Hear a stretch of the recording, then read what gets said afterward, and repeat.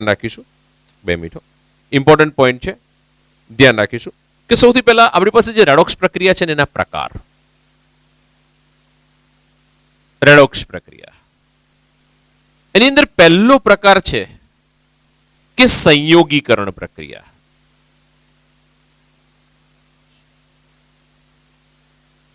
સંયોગીકરણ પ્રક્રિયા કોને કહેવાય તો સંયોગીકરણ મીન્સ કે જ્યારે બે કે વધારે તત્વ એકબીજા સાથે સંયોજાય અને સંયોજન બને બે કે વધુ તત્વો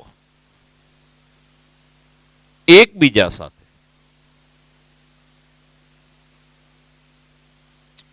સંયોજાય અને જે પ્રક્રિયા આપશે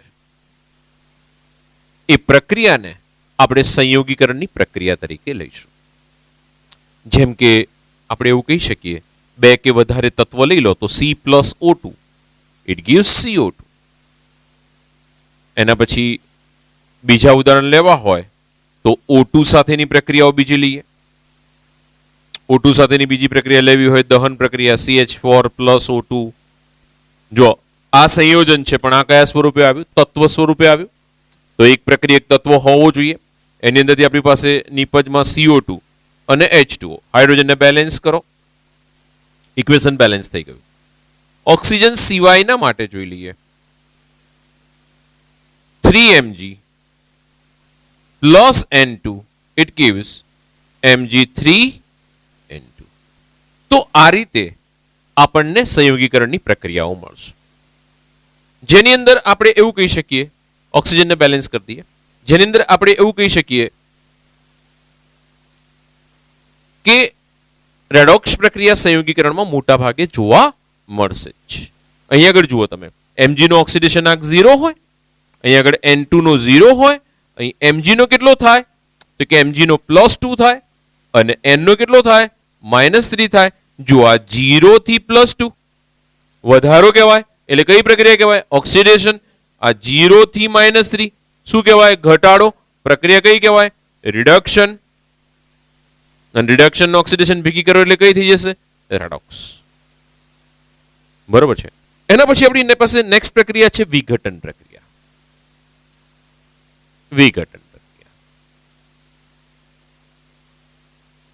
વિઘટન પ્રક્રિયાની અંદર શું છે તો કે સંયોજન હોય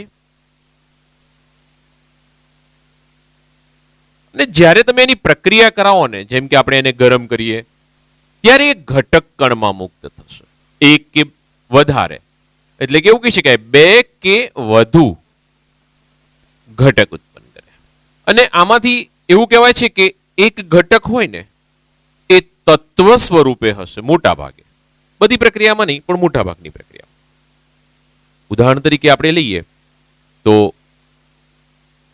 જો 2H2O gives 2H2 plus O2 એના પછી 2KClO3 gives 2KCl plus 3O2 એના પછી બીજા ઉદાહરણમાં જઈએ જુઓ 2NaH sodium hydride 2Na plus H2 in short સંયોગીકરણ પ્રક્રિયા કરતા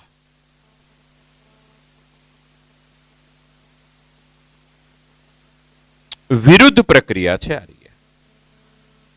જો તમે આગળ શું જોયું તો કે તત્વ ભેગા થયા કે સંયોજન ભેગા થયા અને એક નવું સંયોજન બનાવ્યું જ્યારે અહીંયા આગળ શું થયું કે સંયોજન હતું એમાંથી ઘટકો ઉત્પન્ન થયા તો આ જે ઘટના બની એને વિઘટન પ્રક્રિયા કહેવામાં આવશે કેટલીક વિઘટન પ્રક્રિયાઓ એવી છે કે જે રેડોક્સ નથી ઉદાહરણ તરીકે CaCO3 નું વિઘટન આ પ્રક્રિયા છે ને કેલ્શિયમ કાર્બોનેટ એ રેડોક્સ નથી જેમ કે CaCO3 ધ્યાન રાખજો વિઘટન કરાવીએ CaO plus CO2 બરોબર છે અહીંયા આગળ કાર્બન કેલ્શિયમ નો ઓક્સિડેશન આંક +2 કાર્બન કેટલો જોવા મળે છે -6 +2 -4 પેલી બાજુ જાય +4 ઓક્સિજન -2 અહીંયા આગળ Ca નો +2 ઓક્સિજન પણ -2 કાર્બન +4 ઓક્સિજન -2.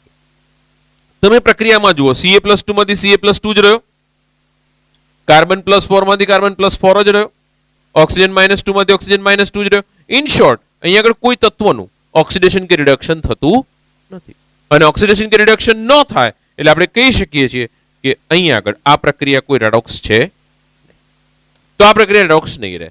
તો વિઘટન પ્રક્રિયા હોવા છતાં એવું નથી કે દરેક તબક્કે આપણને રેડોક્સ જોવા મળે છે, પણ ઘણા બધા તબક્કોમાં આપણને રેડોક્સ જોવા નહીં પણ મળે. જેમ કે આ પ્રક્રિયા વિઘટન બી છે ને રેડોક્સ પણ છે. જેમ કે હાઇડ્રોજનનો ઓક્સિડેશન આંક +1 છે, ઓક્સિજનનો -2 છે. અહીંયા બંનેનો 0 થઈ ગયો. જુઓ આમાં શું થયું, +1 થી 0 એટલે રિડક્શન, -2 થી 0 એટલે ઓક્સિડેશન, રેડોક્સ થઈ ગયું. દરેકમાં તમે ટેલી કરો, દરેકમાં આપણને રેડોક્સ મળશે, પરંતુ અહીંયા આગળ રેડોક્સ પ્રક્રિયા જોવા મળતી નથી. વિઘટન છે પણ રેડોક્સ નથી. એના પછી આપણે આગળ વિસ્મીકરણની પ્રક્રિયા. વિસ્મીકરણની ડેફિનેશન થોડી ધ્યાન રાખવા જેવી છે. વિસ્મીકરણમાં આપણે એક ઉદાહરણ લઈએ. જુઓ, x2 gives x plus x minus. સમજો, અહીં આગળ આપણી પાસે જે સંયોજન છે એ સંયોજનનો જે ઓક્સિડેશન આંક હોય એના કરતા અહીં આગળ જે ઘટક કણ નિપજમાં મળશે એના ઓક્સિડેશન આંકમાં ક્યાં વધારો અથવા તો ઘટાડો જોવા મળશે. એટલે કે આનો ઓક્સિડેશન આંક મધ્યસ્થી ઓક્સિડેશન આંક હશે. ઉદાહરણ તરીકે લઈ લો. જુઓ, મારી પાસે એક હાઇડ્રોજન પેરોક્સાઇડનું ઉદાહરણ લઉં તો આપણને વધારે સારી રીતે સમજી શકાય. આની અંદર પ્રક્રિયા કરાવીએ પહેલા તો 2H2 plus O2 મળશે. 2H2O plus O2. ઓક્સિજન 4 થઈ ગયા, હાઇડ્રોજન 4 થઈ ગયા. સમજો હવે આની અંદર આપણી પાસે સંયોજન છે હાઇડ્રોજન પેરોક્સાઇડ. એનું એક તત્વ લઈ લો ઓક્સિજન. એનો ઓક્સિડેશન આંક અત્યારે હાલ કેટલો છે? -1. ચલો અહીં આગળ ઓક્સિજન લઈ લો, એની અંદર ઓક્સિજનનો ઓક્સિડેશન આંક કેટલો છે? -2. અહીં આગળ ઓક્સિજન છે, એનો ઓક્સિડેશન આંક કેટલો થઈ ગયો? 0. હવે તમે ડેફિનેશન સમજો કે આ મારી પાસેનું સંયોજન, એનો આ ઘટક, એનો ઓક્સિડેશન આંક, આ ઘટકના ઓક્સિડેશન આંકમાં ઘટાડો પણ થયો અને એ જ ઘટકના ઓક્સિડેશન આંકમાં વધારો પણ થયો. બીજામાં નહીં, એ જ ઘટકમાં જો ઓક્સિડેશન આંકમાં ઘટાડો થયો, ઓક્સિડેશન આંકમાં વધારો થયો. ઓક્સિડેશન આંકમાં ઘટાડો થયો એટલે આ ઘટના કઈ કહેવાય? રિડક્શન. વધારો થયો એટલે એનું શું કહેવાય? ઓક્સિડેશન. એટલે કે એક જ ઘટકનું રિડક્શન પણ થયું અને એનું ઓક્સિડેશન પણ થયું. હવે એક જ ઘટકનું રિડક્શન થયું ને એનું જ ઓક્સિડેશન થયું એટલે વિરોધી પ્રક્રિયા થઈ ગઈ, ઓપોઝિટ પ્રક્રિયા થઈ ગઈ. કારણ કે જુઓ, ઓક્સિડેશન અને રિડક્શન એકબીજા કરતા ઓપોઝિટ છે, વિરુદ્ધ છે. જો ઓક્સિડેશન થાય તો રિડક્શન ન થાય, રિડક્શન થાય તો ઓક્સિડેશન. એ તત્વનું ન થાય, એ ઘટકનું ન થાય. પણ અહીંયા આગળ તમે જુઓ, એ જ ઘટકનું રિડક્શન થાય છે, એનું જ ઓક્સિડેશન થાય છે. તો આપણે કહી રહ્યા છીએ કે આ ઘટનાને શું કહેવામાં આવશે? તો કે વિસ્મીકરણની પ્રક્રિયા. રેડોક્સ તો છે જ, પણ આ રેડોક્સની પ્રક્રિયા કઈ? વિસ્મીકરણની પ્રક્રિયા. જો અહીં સમજો તમે, આ મારી પાસે એક સંયોજન છે. સમજો, અહીં આગળથી આ Cl માંથી આ Cl બન્યો, તો આ Cl નો ઓક્સિડેશન આંક કેટલો હશે? તો કે આ Cl નો ઓક્સિડેશન આંક મારી પાસે 3 દુ 6, -6, -6 માંથી 1 જાય, -5, પેલી બાર લઈ લો +5, +5 થી -1. અને અહીંયા આગળ જુઓ, Cl નો ફેરફાર નથી થતો. કોનો ફેરફાર થયો? ઓક્સિજનનો. ઓક્સિજન -2 હોય અને આ -2 થી આ કેટલો થઈ ગયો? 0. તો Cl નું શું થયું? રિડક્શન. પણ ઓક્સિજન નું શું થયું? ઓક્સિડેશન. એટલે તમે સમજો, સંયોજનમાં જો અહીં આગળ ઓક્સિજનનું જ રિડક્શન, ઓક્સિજનનું જ ઓક્સિડેશન, એટલે આ ઘટનાને વિસ્મીકરણ કહેવાય. આમાં ઘટક બદલાયો, આમાં Cl નું રિડક્શન, ઓક્સિજનનું ઓક્સિડેશન. આમાં ઓક્સિજનનું જ રિડક્શન, ઓક્સિજનનું જ ઓક્સિડેશન. એટલે આ ઘટનાને વિસ્મીકરણની ઘટના કહેવાય. બીજી પ્રક્રિયા સમજીએ. જુઓ, Cl2 plus 2OH- બેઝિક માધ્યમમાં ક્લોરીન લઈ લઈએ, ClO- બનાવશે, પ્લસ Cl- બનાવશે. અહીં આગળ Cl2 માં ઓક્સિડેશન આંક 0 છે, અહીં આગળ Cl નો ઓક્સિડેશન આંક -2. પેલી બાર લઈ જાઓ +2, એમાંથી 1 જાય એટલે +1. અહીં Cl નો ઓક્સિડેશન આંક -1. જુઓ, 0 થી +1 ઓક્સિડેશન આંકમાં શું થઈ ગયો? વધારો. બોલો ઘટના કઈ કહેવાય? ઓક્સિડેશન. અહીંયા આગળ 0 થી -1. બોલો ઓક્સિડેશન આંકમાં શું થયો? ઘટાડો. બોલો ઘટના કઈ કહેવાય? રિડક્શન. તો જુઓ તમે, Cl2 નું જ ઓક્સિડેશન, Cl2 નું જ રિડક્શન, તો આ ઘટના રેડોક્સ તો ખરી જ, પણ એક જ ઘટકનું રિડક્શન અને એ જ ઘટકનું એ જ સમયે ઓક્સિડેશન. ધ્યાન રાખજો. તો આ ઘટનાને કઈ ઘટના કહેવામાં આવશે? વિસ્મીકરણની ઘટના. ફરીથી સમજજો. અહીંયા આગળ સંયોજન કે આપણી પાસે જે તત્વ આપેલું હોય એના ઓક્સિડેશન આંકમાં, જો આ તત્વ છે, આ સંયોજન છે, અને એની અંદર ઓક્સિડેશન આંકમાં શું જોવા મળે? તો કે એક જ સમયે વધારો અથવા ઘટાડો. જો વધારો અને ઘટાડો એક જ સમયે જોવા મળે તો આ ઘટનાને શું કહેવામાં આવે છે? વિસ્મીકરણ. એમ દેખ સર, બે જ ઓક્સિડેશન આંક બદલાય? ના, 3 બી બદલાઈ શકે. 3 બી બદલાઈ શકે. બરાબર છે. કદાચ આ તો 2 થયા, હજુ કદાચ ત્રીજો પણ આવી શકે. Cl નો પાછો ત્રીજો કોઈક સંયોજન બનતો હોય તો ત્રીજો ઓક્સિડેશન આંક. તો ધ્યાનમાં રાખીશું. હવે આપણે પહેલું પતી ગયું સંયોગીકરણ, બીજું વિઘટન અને ત્રીજું વિસ્મીકરણ. 3 ઘટનાઓ પૂરી થઈ. હવે ચોથો પ્રકાર બાકી છે. ચોથા પ્રકારમાં આગળ વધીએ. પહેલા 3 ઝડપથી લખી નાખો, પછી આગળ વધીએ. 3 પ્રકાર પૂરા થયા. ચોથા પ્રકારમાં આગળ વધીએ. રેડોક્સ પ્રક્રિયાનો પ્રકાર નંબર 4, વિસ્થાપન પ્રક્રિયાઓ. ખૂબ ઇમ્પોર્ટન્ટ પ્રક્રિયાઓ છે. ગુજકેટ માટે, JEE, નીટ, કોમ્પિટિટિવ એક્ઝામ માટે ખૂબ ઇમ્પોર્ટન્ટ ટોપિક. ધ્યાનમાં રાખજો. વિસ્થાપન પ્રક્રિયાઓ. વિસ્થાપન પ્રક્રિયા કોને કહેવાય? તો પહેલા ઉદાહરણથી સમજો કે આપણી પાસે કોઈક સંયોજન છે XY, 12 થી Z ઉમેરીએ છીએ તો XZ પ્લસ Y. તો આપણે શું કહી શકીએ કે Y ના સ્થાને Z દાખલ થયો, એટલે Y નું શું કર્યું? Z એ વિસ્થાપન કરાવડાવ્યું. તો આ જે ઘટના થઈ કે કોઈ પણ બી, ધ્યાન રાખજો, સંયોજનમાં ઘટકનું અથવા તો પરમાણુનું, પરમાણુ કહી શકાય, આયન કહી શકાય, નું બીજા સંયોજન ના ઘટક એટલે કે પરમાણુ અથવા તો આયન દ્વારા સ્થાનફેર થાય તો આ ઘટનાને આપણે શું નામ આપી દઈશું? વિસ્થાપન પ્રક્રિયા. સ્થાનફેર લખો, વિસ્થાપન લખો, કોઈ બી લખી શકાશે. વિસ્થાપન કરાવવામાં આવે તો આ ઘટનાને આપણે વિસ્થાપન પ્રક્રિયા તરીકે લઈશું. અહીં આગળ એક સિમ્પલ પ્રક્રિયા સમજીએ. જુઓ, Zn plus CuSO4 gives ZnSO4 plus Cu. જો અહીં આગળ Zn છે એનો ઓક્સિડેશન આંક 0, અહીં Cu છે એનો ઓક્સિડેશન આંક +2, Zn છે +2 માં ગયો, Cu છે એ 0 માં ગયો. જો અહીં આગળ 0 થી +2 ઓક્સિડેશન આંકનો વધારો એટલે પ્રક્રિયા ઓક્સિડેશન, +2 થી 0 ઓક્સિડેશન આંકમાં ઘટાડો, પ્રક્રિયા રિડક્શન. તો અહીં આગળ રેડોક્સ તો છે જ, પ્લસ વિસ્થાપન થયું. અહીં આગળ તમે જુઓ કે આ જે Zn છે એ રિડક્શન કર્તા તરીકે હશે અથવા તો રિડક્શન કરનાર હશે. Cu છે એનું રિડક્શન થઈ રહ્યું છે. ધ્યાન રાખજો, એક સરસ વાક્ય રચના આપી છે આપણી ટેક્સ્ટ બુકમાં કે રિડક્શન કરનાર જે ધાતુનું રિડક્શન થાય તેના કરતા વધારે સારો રિડક્શન કરતા તરીકે રહેશે. ધ્યાન રાખજો, રિડક્શન કરનાર એટલે આ રહ્યો છે, રિડક્શન પામે છે, આનું રિડક્શન થાય છે. જુઓ, આનું રિડક્શન થયું તો રિડક્શન પામનાર ધાતુ કરતા વધારે સારો રિડક્શન કરતા રહેશે.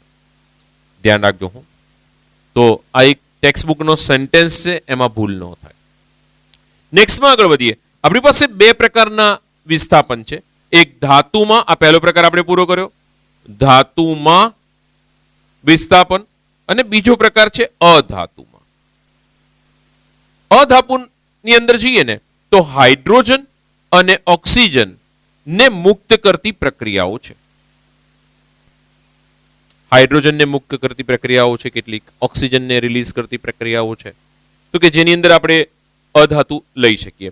જેમ કે આપણી પાસે લઈ લઈએ Zn plus 2HCl, it gives ZnCl2 plus H2. જો તમે અહીંયા આગળ જુઓ, Zn નો ઓક્સિડેશન આંક 0 હતો, અહીંયા આગળ Zn નો ઓક્સિડેશન આંક શું થઈ ગયો? +2. અહીંયા આગળ Cl H+1 હતો, અહીંયા આગળ H0 થઈ ગયો. બરોબર છે. એટલે Zn નું શું થયું? ઓક્સિડેશન. H નું શું થયું? રિડક્શન. મેં તમને પહેલા જ કીધું કે H2 રિલીવ થાય છે, તો આ પ્રક્રિયાને એવું કહેવાશે અધાતુનું વિસ્થાપન. બરોબર છે. તો આ રીતે આ પ્રક્રિયા આપણે ધ્યાનમાં રાખીશું. બીજું, આ બધા વિસ્થાપન પ્રક્રિયામાં શું ધ્યાન રાખીશું? તેના માટે એક શ્રેણી છે જેને રિડક્શન પોટેન્શિયલની શ્રેણી તરીકે ઓળખવામાં આવે. Most important. Li, K, Ca,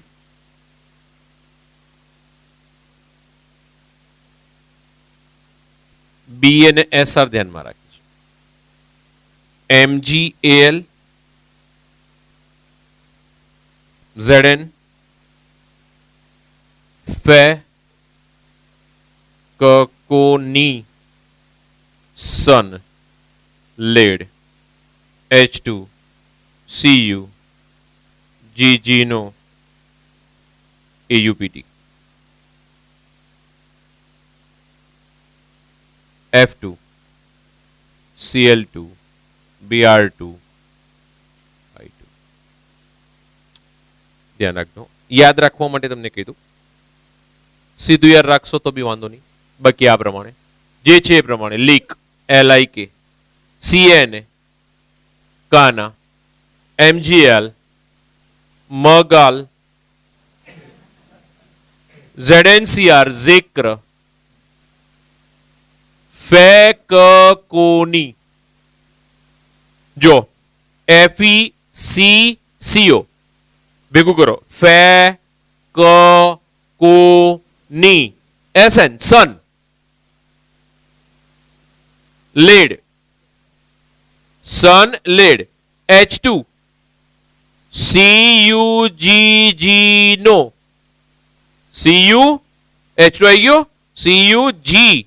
CuGgNO, AuPt, AuPt. અને પછી તો આખી આપણી પાસે હેલોજન છે, FClBri. બરોબર છે. આ યાદ રહી જાય એવું છે. હવે સમજો, એમ દેખ સર આમાં કશી ખબર ના પડી તો આમાં ઝીંગાલાલા જ હોય. સમજો, ઝીંગાલાલા એમાં કશી ખબર પડે નહીં, બસ બોલે એટલે આપણે બોલવાનું. એના જેવું છે. લીક, કાના, મગ, આલ, ઝિક્ર, ફેકકોની, સનલેટ, H2, CuGgNO, AuPt. હવે સમજો,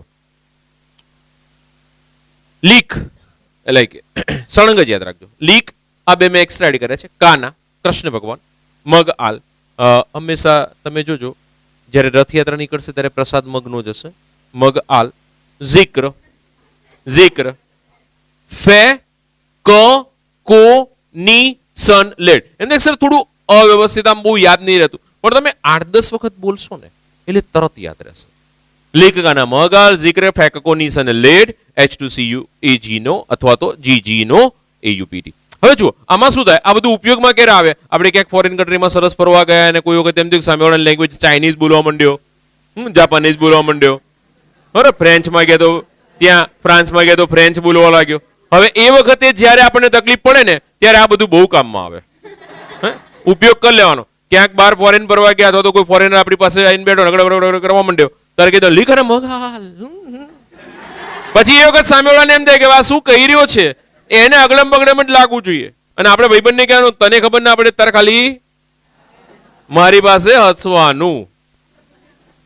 બરોબર, સરસ મજાની એક્ટિંગ થઈ જાય, સામે વાળો ખરેખર હેરાન થઈ જાય કે આ શું કે જ ખબર નહીં પડતી. બરોબર, એટલે આ બધાનું ઉપયોગિતા બહુ છે. આવી છે ને આપણે જ્યારે આગળ જઈશું ને ત્યારે ડી વિભાગમાં શ્રેણી છે એના શોર્ટકટ્સ આવશે, એફ વિભાગની શ્રેણી છે એના શોર્ટકટ્સ આવશે. આવી 4-5 શ્રેણીઓ તમે યાદ રાખો ને ગમે ત્યાં ફોરેનમાં ફરવા જાઓ ને તો બહુ ટેન્શન કરવું નહીં. ટેન્શન બધું સામેવાળા માટે. આની અંદર સરસ થાય લીકના મગાલ યસ ફેકોનિશન લેટ છો ને ભાઈ. અમે ગુજરાતી હોય તો કે હારો હું બોલે ખબર નહીં પડતી. તો આ બધું આપણા માટે બહુ કામનું છે. એટલું જ ઇમ્પોર્ટન્ટ આપણી લાઈફમાં પણ છે, કારણ કે કેમેસ્ટ્રી ઓલવેઝ આપણી લાઈફ માટે બહુ ઉપયોગી છે. ગમે ત્યાં સપોર્ટ કરી શકે એવું છે. બરોબર, દરેક જગ્યાએ. આગળ વધીએ. ચલો, આ ઉપર છે ને, આ ઉપરનો ભાગ આર્યો પાર્ટ, આના ઓક્સિડેશનના મૂલ્યો છે ને, ઓક્સિડેશનના મૂલ્યો, ઓક્સિડેશન પોટેન્શિયલના મૂલ્યો આના વધુ છે. સમજો ભાઈ, આ સરળતાથી ઓક્સિડેશન પામે. જો એ સરળતાથી ઓક્સિડેશન પામે ને તો સામેવાળાનું શું કરશે? સરળતાથી રિડક્શન. પોતાની જાતનું ઓક્સિડેશન તો સામેવાળાનું શું કરે? રિડક્શન. તો આને શું કહેવાય? રિડક્શન કરતા. શું કહેવાશે? રિડક્શન કરતા. એ જ પ્રમાણે શ્રેણીમાં જ્યારે હું નીચેની તરફ જઉં છું, આ નીચેની તરફ ગયા તો શું થયું? તો કે રિડક્શન પોટેન્શિયલ વધે, એટલે કે રિડક્શન પામવાની વૃત્તિ વધે, એટલે સરળતાથી પામે. રિડક્શન સરળતાથી થાય અથવા તો પામે. હવે પોતાની જાતનું સરળતાથી રિડક્શન થાય છે તો સામેવાળાનું શું કરતું હશે? ઓક્સિડેશન. તો આ શું થઈ ગયો? ઓક્સિડેશન કરતા. તો આ સૌથી પ્રબળ ઓક્સિડેશન કરતા થઈ ગયો. ધ્યાન રાખજો, કારણ કે F2 ફ્લોરિનની કન્ડિશન છે, ખાલી એ F-1 ઓક્સિડેશન અવસ્થા જ ધરાવે છે, 0 થી -1 પ્રબળ રીતે. એની ધન ઓક્સિડેશન અવસ્થા જોવા જ ન મળે. સમજો. એમ દેખ સર, આનો યુઝિસ શું છે? આનો યુઝિસ કોમ્પિટિટિવ એક્ઝામમાં એટલો બધો છે કે ગુજકેટમાં તો ઘણા બધા ક્વેશ્ચન્સ આ શ્રેણી પરથી આવે છે. ક્વેશ્ચન્સ કેવા આવે જો તમને કહું. નીચેનામાંથી કઈ પ્રક્રિયા શક્ય બને છે? આપણી પાસે ક્વેશ્ચન આવો આવે કે પ્રક્રિયા number 1 Zn plus CuSO4 it gives ZnSO4 plus Cu, અને સેકન્ડ પ્રક્રિયા Cu plus ZnSO4 gives CuSO4 plus Zn. ઘણા બધા છોકરાઓને પ્રક્રિયા આપી હોય ને એમાં કન્ફ્યુઝન ઘણું બધું થાય છે. કઈ પ્રક્રિયા શક્ય બનશે અને કેમ? કારણ સાથે આપો. બરોબર છે, તો કારણ સાથે આપવાનું થશે. આપણે હમણાં શીખીએ છીએ કઈ પ્રક્રિયા આપમેળે થશે, કઈ પ્રક્રિયા નહીં થાય. બીજી પ્રક્રિયાઓમાં આવું પણ શક્ય છે. સેકન્ડ ક્વેશ્ચન આનો આ જ. પ્રક્રિયા બદલું જુઓ. Cl2 plus Br minus it gives 2Cl minus plus Br2. બીજી પ્રક્રિયા આ રીતે થશે કે Br2 plus 2Cl minus it gives 2Br minus plus Cl2. આ બંનેમાંથી કઈ પ્રક્રિયા શક્ય છે? તો આપણા માટે અહીં બી ક્વેશ્ચન માર્ક આવશે. બીજા ક્વેશ્ચન એવા આવશે કે કોપરના પાત્રમાં ZnSO4 નું દ્રાવણ ભરી શકાય કે ન ભરી શકાય? કેમ? કારણ આપી સમજાવો. ધ્યાન રાખજો, જો કારણ આપી સમજાવવાનું કહે છે તો આપણી પાસે લોંગ ક્વેશ્ચન થઈ ગયો.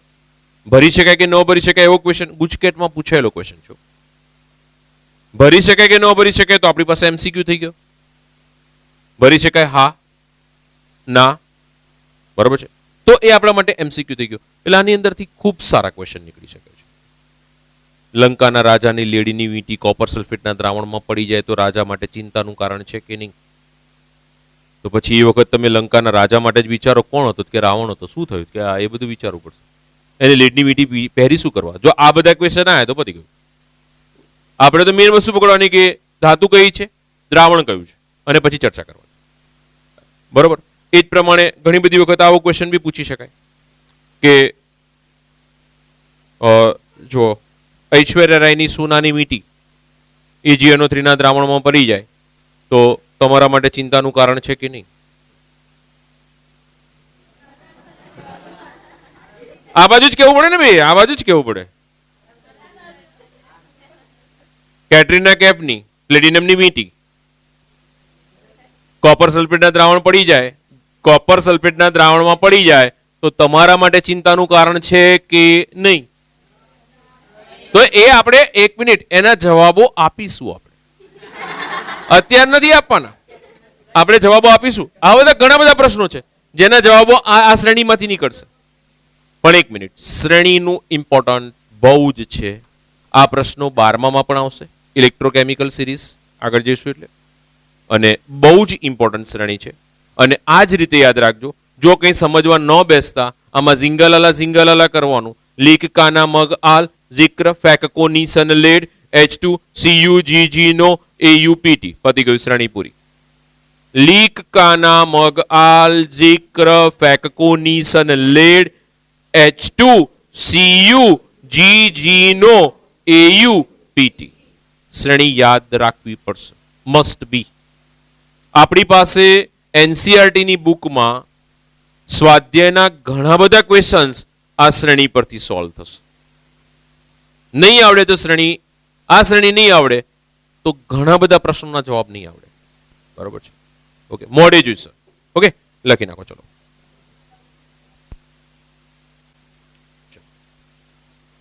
નીચેનામાંથી કઈ પ્રક્રિયા શક્ય બનશે અને કેમ? ધ્યાન રાખજો, આવી કોઈ બી પ્રક્રિયા હોય તો પહેલા પ્રક્રિયા નંબર 1 લખી નાખીએ. પ્રક્રિયા નંબર 1 Zn પ્લસ, ધ્યાન રાખજો આન્સર કેવી રીતે આપવાનો.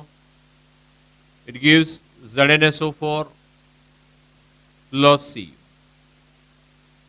આની અંદરથી આ બનશે +2 ઓક્સિડેશન આંક થશે. Zn તત્વ છે 0 રહેશે તો આ પ્રક્રિયા થઈ ગઈ ઓક્સિડેશન. એ જ પ્રમાણે Cu નો ઓક્સિડેશન આંક 0, અહીંયા +2 Cu નો ઓક્સિડેશન આંક 0, +2 થી 0, ઓક્સિડેશન આંકમાં ઘટાડો, પ્રક્રિયા રિડક્શન. હવે ધ્યાન રાખજો, આ પ્રક્રિયા આપણે જોઈએ છીએ કે Zn નું શું થઈ રહ્યું છે? ઓક્સિડેશન. Cu નું શું થઈ રહ્યું છે? રિડક્શન. Cu નું તો ન કહેવાય, Cu+2 નું કહેવાય રિડક્શન. તો મારે Zn અને Cu આ શ્રેણીમાં સરખાવવાના. પ્રક્રિયા ત્યારે જ શક્ય બને કે જે ધાતુ રિડક્શન પામે છે ને, અથવા તત્વ કે ઘટક રિડક્શન પામે છે ને, એ શ્રેણીમાં નીચેની તરફ હોય તો જ રાસાયણિક પ્રક્રિયા શક્ય બને. એમ કોનાથી નીચે હોય?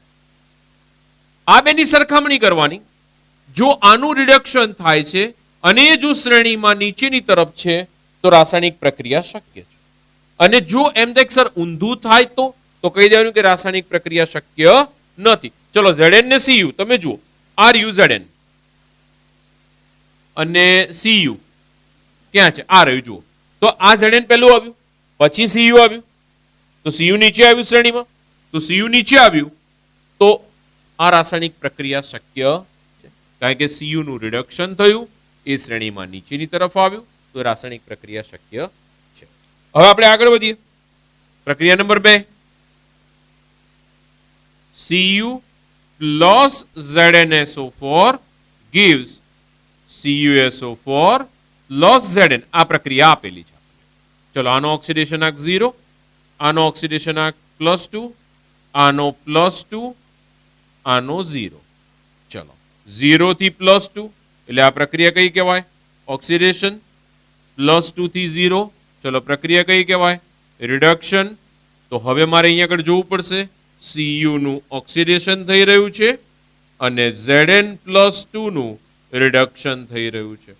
જો Zn+2 શ્રેણીમાં નીચેની તરફ હોય તો જ રાસાયણિક પ્રક્રિયા થાય. સમજો તો જુઓ, હવે આ શ્રેણીમાં નીચેની તરફ જોઈએ. જુઓ, આ તો શ્રેણીમાં ઉપર છે. શ્રેણીમાં ક્યાં છે? ઉપર. તો શ્રેણીમાં નીચેની તરફ હાજર નથી, પરંતુ કોપર કરતા શ્રેણીમાં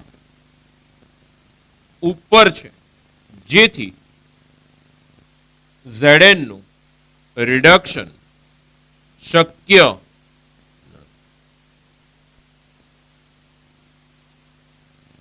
Zn નું રિડક્શન શક્ય. ધ્યાન રાખજો. તો કોપરનું ઓક્સિડેશન, Zn નું એટલે કે Zn+2 નું રિડક્શન, તો કે શ્રેણીમાં ક્યાં છે? તો કે ઉપર.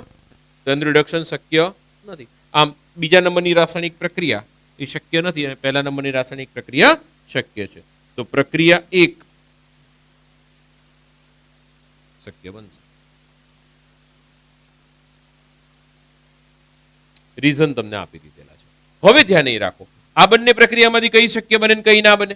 તો અહીં જુઓ, આનો ઓક્સિડેશન આંક 0, 0 માંથી -1, એટલે આનું શું થયું? રિડક્શન. હવે તમે મને એમ કહો, શ્રેણીમાં Cl કરતા Br ક્યાં હોવો જોઈએ? નીચે હોવો જોઈએ. કોણ નીચે હોવું જોઈએ? Cl. કોના કરતા? Br કરતા. જો એ નીચે હશે તો આ પ્રક્રિયા શક્ય.